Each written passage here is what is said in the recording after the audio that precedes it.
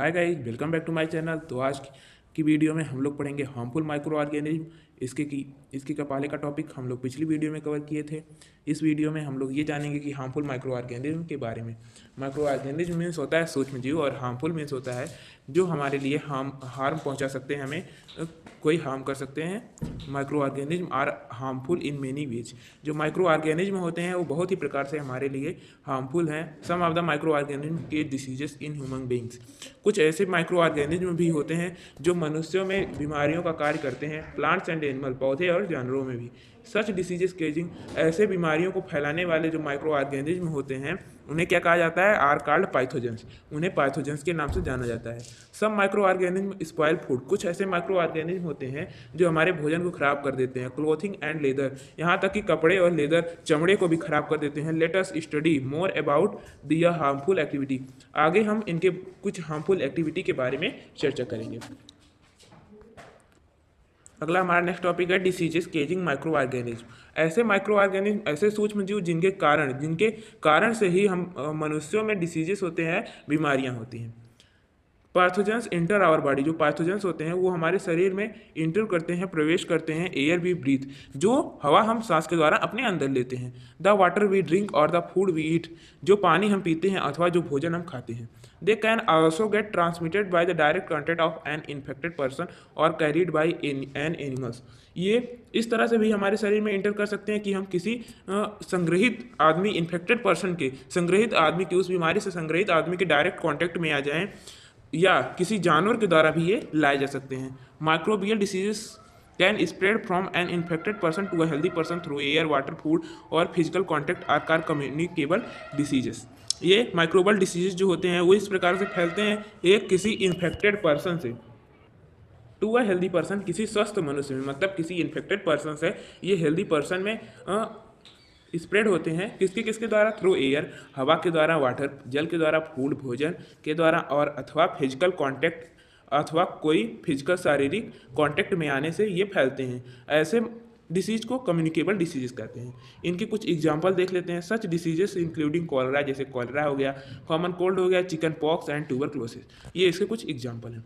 When a person suffering from a common sneeze, cold sneeze, जब कोई व्यक्ति साधारण छींक से परेशान होता है, फाइन ड्रॉपलेट ऑफ मॉइस्चर, तो उसके जो छींक के कारण जो बूंदें निकलती हैं, फाइन ड्रॉपलेट निकलती हैं, उसमें मॉइस्चर, नमी रहती है। Thousand of virus are spread in the air, जिससे हवा में थाउजेंड्स की संख्या में वायरसेस उसके नाक से निकलते हैं। The virus may enter the body of a healthy person while breathing and cause infection, तो वो हवा के द्वारा, जब वो हेल्दी पर्सन ब्रीथिंग कर रहा होगा, सांस ले रहा होगा, तो उसके द्वारा उसके शरीर में इंटर कर जाएंगी और उसको इन्फेक्शन का कारण बनेंगी।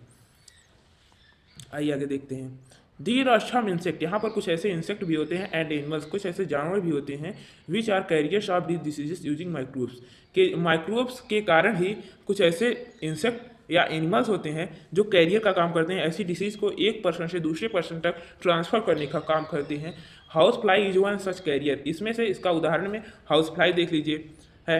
The fly sit on the garbage, ये कूड़े करकट पे बैठती है। एंड और एनिमल एक्सक्रीटा, जो एनिमल्स का एक्सक्रेटर आता है उस पर pathogens stick to them their bodies. उसके बाद क्या होता है, जो पार्थोजेंस होते हैं उनके शरीर में इंटर कर जाते हैं, चिपक जाते हैं। When these flies sit on uncovered food, जब ये मक्खियाँ खुले हुए भोजन पर बैठती हैं, दे में ट्रांसफर द पैथोजेंस, तो ये उन पैथोजेंस जो इनमें चिपके हुए रहते हैं उसको इसमें ट्रांसफर कर देती हैं। हु ईवर ईट, जो भी इन्हें खाता है, द कॉन्टिमिनेटेड फूड, ऐसे विषैले भोजन को, is likely to get sick, तो उसे कोई ना कोई बीमारी हो जाती है। सो इट इज़ एडवाइजेबल, इसलिए इसे हमेशा बताया जाता है, कहा जाता है, ऑलवेज कीप फूड कवर्ड, हमेशा भोजन को ढक के रखना चाहिए।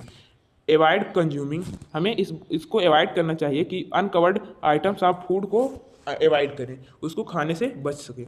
Another example of carrier is the, कोई एक दूसरा एग्जाम्पल है कैरियर का, जैसे female anopheles mosquito. Female anopheles mosquito होता है, उसका दूसरा उदाहरण है कैरियर का। ये क्या करता है? Which carries the parasites of malaria, जो मलेरिया का पैरासाइट होता है जिसे प्लास्मोडियम कहते हैं, ये उसको कैरीज करके रखता है, अपने पास रखता है। फीमेल एड्स मॉस्किटो, जो फीमेल एड्स मॉस्किटो होती है, acts as a carrier dengue virus, वो किसका काम करती है? डेंगू वायरस का। How can we control the spread of malaria और डेंगू, हम इन बीमारियों को कैसे रोकेंगे? ये आप घर से पता करके आइएगा, कमेंट में बताइएगा। All mosquito breed in water, सभी मॉस्किटो जो होते हैं वो पानी में जन्म लेते हैं। हेंस इस प्रकार one should not let water collect, या ध्यान देना चाहिए कहीं भी पानी कलेक्ट ना हो, इकट्ठा ना हो एनीवेयर, कहीं भी, जैसे कूलर्स में, टायर्स में, फ्लावर पॉट में, ईटीसी आदि जगह कहीं भी पानी कलेक्ट ना होने दीजिए। By keeping the surroundings clean, हम अपने यदि आसपास स्वच्छता सफाई रखेंगे, and dry we can prevent mosquito from breeding, तो हम मॉस्किटो के ब्रीडिंग को, मॉस्किटो के जन्म को रोक सकते हैं। Try to make a list of major which help to avoid spread of malaria, इसका आप कोई लिस्ट तैयार कीजिए जिससे हम avoid spread of malaria, malaria का जो स्प्रेडिंग है उसको कम कर सकें। तो ये देख लीजिए, स्क्रीनशॉट ले लीजिएगा। सम कॉमन ह्यूमन डिसीजेस, कुछ ऐसे ह्यूमन की डिसीज होती हैं जो माइक्रो ऑर्गेनिज्म के द्वारा फैलते हैं, इनको आप स्क्रीनशॉट ले लीजिएगा 2 पार्ट में। सम ऑफ द कॉमन डिसीजेस, कुछ ऐसी कॉमन डिसीज होती हैं अफेक्टिंग ह्यूमंस, जो ह्यूमंस को अफेक्ट करती हैं। दियर मोड ऑफ ट्रांसमिशन, उनके ट्रांसमिशन का मूड है। एंड फ्यू जनरल मेथड, और कुछ ऐसे नियम हैं जिनसे हम इन्हें रोक सकते हैं, प्रिवेंट कर सकते हैं, जिन्हें आप टेबल 2.1 जो ऊपर था इसमें आप देखे होंगे। डिसीज केजिंग माइक्रो ऑर्गेनिज्म, ऐसे ऑर्गेनिज्म जिनके कारण डिसीजेस केजिंग एनिमल जो होते हैं जिनके कारण डिसीज फैलती हैं। सेवरल माइक्रो ऑर्गेनिज्म, कुछ कई micro organism not only cause diseases, वो केवल डिसीज बीमारियां ही नहीं फैलाते हैं इन ह्यूमन एंड प्लांट, पौधों और जानवरों में, but also in other animals, जो दूसरे जानवरों में भी फैलाती है। फॉर एग्जाम्पल, उदाहरण की जैसे एंथ्रेक्स, या एक dangerous human and cattle disease, या पशुओं का और ह्यूमन का एक बहुत ही डेंजरस खतरनाक डिसीज है, केज्ड बाय द बैक्टीरियम, ये किसके द्वारा होता है? बैक्टीरियम के द्वारा होता है। Foot and mouth disease of cattle is caused by a virus, जो जानवरों के पैर और मुंह होते हैं उसमें इसका संक्रमण होता है, किसके कारण होती है? वायरस के कारण होती है। और ये कौन सी डिसीजेस है? बैक्टीरियम के कारण जानवरों में और इंसानों में होती है। और अगर इसका प्रभाव पैर पर या मुंह पर पड़े तो ये वायरस के कारण होती है। Disease causing micro organism in plant, तो जानवरों में और पशुओं में ही तो बीमारियां लगती नहीं है, पौधों में बीमारियां लगती हैं, ये उनके बारे में चर्चा करते हैं। सेवरल माइक्रो ऑर्गेनिज्म के disease plant like wheat, rice, potato, sugar cane, orange apple and others, कुछ ऐसे पौधे भी होते हैं जैसे शुगर केन का, गन्ना का हो गया, राइस का हो गया, पोटैटो आलू का हो गया, ऑरेंज का हो गया, एप्पल सेब का हो गया, और दूसरे पौधों में भी कुछ बीमारियां लगती हैं, किसके कारण? सेवरल माइक्रो ऑर्गेनिज्म, कई सूक्ष्म जीवों के कारण। एक टेबल है 2.2, उसमें आप लोग देख पाएंगे कौन कौन सी बीमारियां पौधों के लिए होती हैं। For some such plant disease, इन्हें प्लांट डिसीज कहते हैं। They can be controlled by the, उन्हें हम कैसे कंट्रोल करते हैं? By the use of certain chemicals, कुछ केमिकलों का प्रयोग करके, विच किल द माइक्रोब्स, वे इन माइक्रोब्स को, माइक्रो ऑर्गेनिज्म को मार देती हैं। यह देखिए टेबल 2.2 में कौन कौन सी बीमारियां हैं प्लांट में जो केज होती हैं। अगला हमारा टॉपिक है फूड पॉइजनिंग, मतलब भोजन में जहर बनना। भोजन में जहर मिलाना ये तो अलग बात है, लेकिन भोजन में जहर बनना, भोजन खुद जहर बन जाना। Boojho was invited by his friend, Boojho एक पार्टी में अपने फ्रेंड के द्वारा इनवाइट किया गया, वहाँ पर बहुत से फूड स्टफ से, बहुत वैरायटी के फूड स्टफ से। वन रीचिंग होम, जब वह घर पे पहुंचा, he started vomiting and had to be taken to a hospital, तो उसकी तबीयत बहुत ही तेजी से बिगड़ गई और उसे हॉस्पिटल ले जाना पड़ा। The doctor said that this condition could be due to food poisoning, doctor ने क्या कहा कि उस फूड पॉइजनिंग की वजह से ये बीमारी का शिकार हुआ है। Food poisoning could be due to, food poisoning क्यों होता है? या इसलिए होता है consumption of food spoiled by some micro organism, कि कुछ सूक्ष्म जीवों के द्वारा भोजन को खराब कर दिया जाता है। माइक्रो ऑर्गेनिज्म, ऐसे micro organism that grow on our food, जो हमारे भोजन पर ग्रो होते हैं। समटाइम्स प्रोड्यूस टॉक्सिक सब्सटेंस, कुछ समय वो ऐसे टॉक्सिक सब्सटेंस को प्रोड्यूस कर देते हैं, उसी के कारण ये फूड पॉइजन होता है। दीज, ये सब जो है, make the food poisonous causing serious illness and even death, इसी कारण यहाँ तक कि मृत्यु तक हो जाती है बीमारियों के अलावा। So it is very important to be preserve food from being spoiled, तो हमें ये ध्यान देना चाहिए कि किस प्रकार से हम अपने भोजन को प्रिजर्व करें, उसे रखें। फूड प्रिजर्वेशन टॉपिक है, मतलब भोजन को प्रिजर्व करके रखना, उसको बचाना, किससे? पॉइजनिंग से।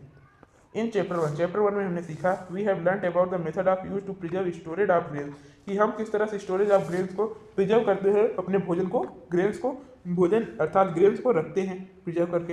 How do preserve cooked food at home, अब ये जानेंगे किस प्रकार से हम घरों पर भोजन को रख सकते हैं। You know that bread left unused under moist condition attacked by fungus, ये हम सभी लोग जानते हैं किस प्रकार से अगर ब्रेड को खुले कंडीशन में रख दिया जाए, वहाँ पर मॉइस्चर अगर प्रेजेंट हो गया तो वो फंगस के द्वारा अटैक कर दिया जाएगा, उस पर फंगस लग जाएंगे।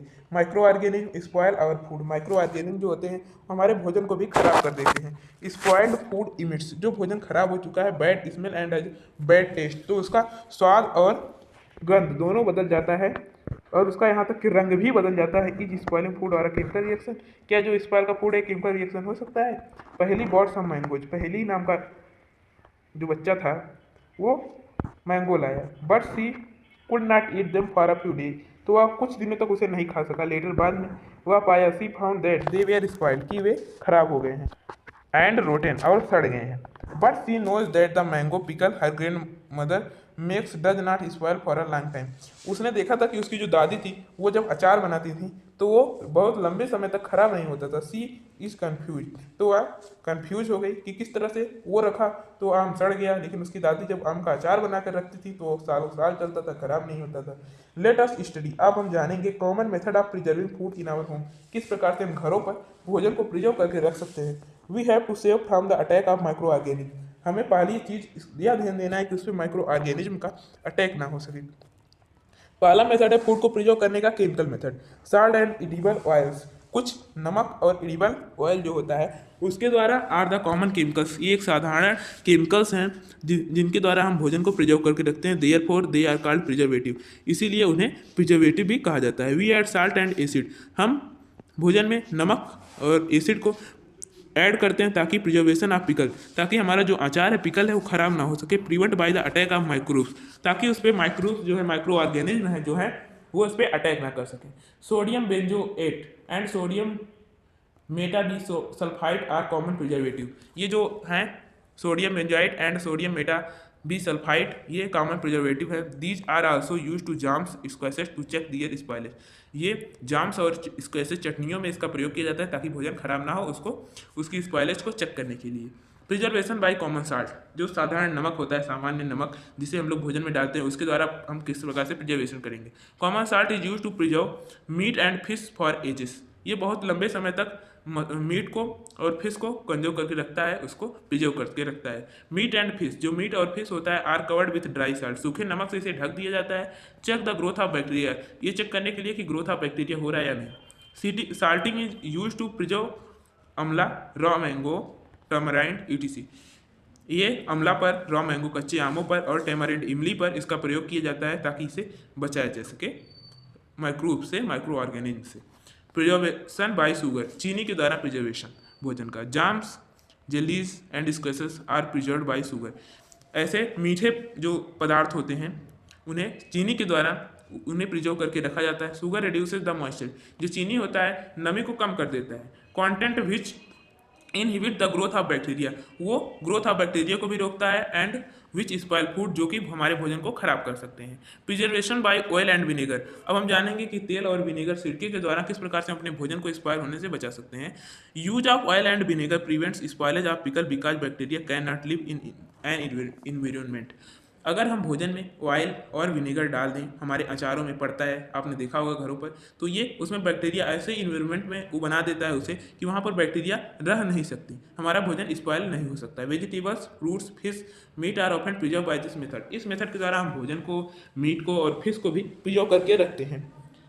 हीट एंड कोल्ड ट्रीटमेंट, ठंड और गर्म उस पर ट्रीटमेंट करके हम भी उसको बचा सकते हैं। You must have observe your mother boiling milk before is storage और यूज, आपने घरों पर देखा हो किस प्रकार से सभी के घरों में जो दूध या तो घर पर मिल जाता है या कहीं से आता है, सभी लोग देखा होगा पहले उसको बॉयल किया जाता है, उसे खौलाया जाता है, उसके बाद या तो उसे यूज किया जाता है या उसे स्टोर करके रखा जाता है। इससे क्या होता है, it boiling kills many micro organism, जो बॉइलिंग होता है इस प्रोसेस के द्वारा बहुत से माइक्रोब्स जो होते हैं माइक्रो ऑर्गेनिज्म वो मर जाते हैं। सिमिलरली, इसी प्रकार वी कीप आवर फूड, हम अपने भोजन को रखते हैं इन द रेफ्रिजरेटर, फ्रीजर में। Low temperature inhibit the growth of microbes, इसी प्रकार लो टेम्परेचर भी हमारे भोजन को एक्सपायर होने से बचाता है। Pasteurise milk be consumed without boiling as it free from microbe, जो पॉस्चराइज मिल्क होता है ये बिना बॉइलिंग के भी ये मुक्त रहता है कि इसमें माइक्रोब्स लग सके। जो पॉस्चराइज मिल्क रहता है उसे हम अगर बिना गर्म किए भी यूज करेंगे तो भी उसमें माइक्रोब्स नहीं लगेंगे। The milk is heated to about 70 degree Celsius for 15 to 30 second, milk को 70 डिग्री सेल्सियस पर 15 से 30 सेकंड तक उसे गर्म करना चाहिए and then suddenly chilled and storage, तुरंत उसे वहाँ से हटा देना चाहिए और स्टोर करके रख लेना चाहिए। बाय डूइंग सो, इसे करने से it prevent the growth of microbes, ये ग्रोथ ऑफ माइक्रोब्स को रोकता है। This process was discovered by Louis Pasteur, ये लुइस पास्चर के द्वारा डिस्कवर किया गया था। इट इज कॉल्ड पैस्चराइजेशन, इसीलिए इसको पैस्चराइजेशन कहते हैं। स्टोरेज एंड पैकिंग, भोजन को अब स्टोर करना और पैक करके रखना भी उसे प्रिजर्व करता है स्पॉइल से। दीज डेज, आज के समय में ड्राई फ्रूट्स जो सूखे फल होते हैं एंड इवन वेजिटेबल्स और यहाँ तक कि सब्जियाँ भी are sold in sealed airtight packet to prevent the attack of microbes, उन्हें सील्ड एयर पैक के अंदर रखा जाता है ताकि उसमें माइक्रोब्स ना लग सके, माइक्रोब्स की समस्या को कम करने के लिए। अगला टॉपिक हमारा नाइट्रोजन फिक्सेशन। नाइट्रोजन फिक्सेशन मतलब एटमॉस्फियर से किसी बैक्टीरिया या किसी माइक्रोब्स के द्वारा नाइट्रोजन को फिक्सेशन करने की प्रक्रिया। You have learn about bacterium Rhizobium in class V I and class VII। आपने क्लास 6 और क्लास 7 में राइजोबियम बैक्टीरिया का नाम सुना होगा, इसके बारे में जाना होगा।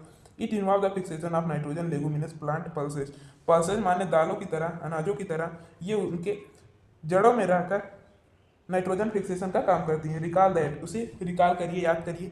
Rhizobium lives the roots nodule of leguminous plant, leguminous plant जो होता है उसके रूट्स के नोड्यूल में ये राइजोबियम बैक्टीरिया लिव करती हैं, रहती हैं। Such as beans and peas, जैसे मटर और फलियाँ।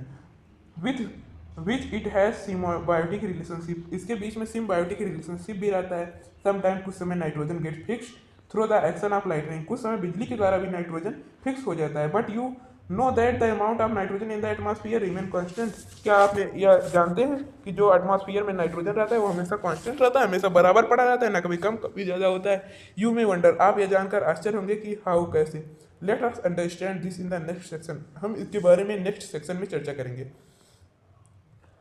हमारा अगला टॉपिक है नाइट्रोजन साइकिल, मतलब किस प्रकार से नाइट्रोजन पौधों में जाता है और उसी प्रकार से किस प्रकार से वो चक्र की मदद से फिर वापस एटमॉस्फियर में चला जाता है। और एटमॉस्फियर है 78% नाइट्रोजन गैस, ये सभी को पता है कि हमारे वातावरण में, हमारे एटमॉस्फियर में, वायुमंडल में 78% नाइट्रोजन गैस विद्यमान है। Nitrogen is one of the essential constituent of our living beings organism, part of proteins, chlorophyll, nucleic acid, vitamin. किस प्रकार से कितना उपयोगी है, किस प्रकार से क्लोरोफिल में, न्यूक्लिक एसिड में और विटामिन में इसका प्रयोग मतलब ये विद्यमान रहता है।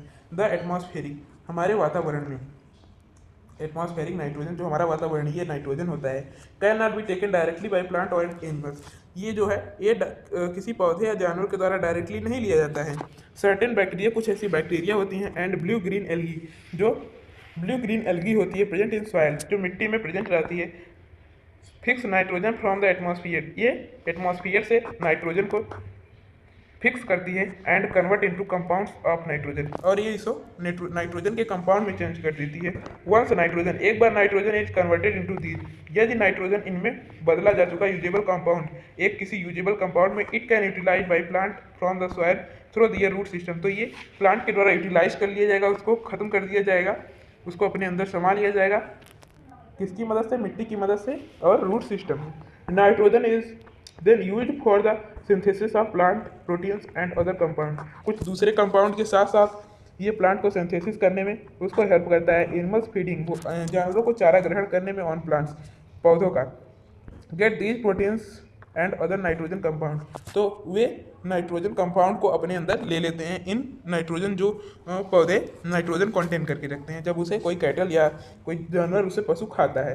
वह प्लांट्स एंड एनिमल डाई, जब पौधे और जानवर मर जाते हैं। Bacteria and fungi present in the soil, जो बैक्टीरिया और फंगी रहते हैं जो जमीन में प्रेजेंट रहते हैं, convert the nitrogenous waste into nitrogenous compounds to be used for plants again, वो उसे नाइट्रोजियस कंपाउंड में बदल देते हैं ताकि उसे पौधे पुनः प्रयोग कर सकें।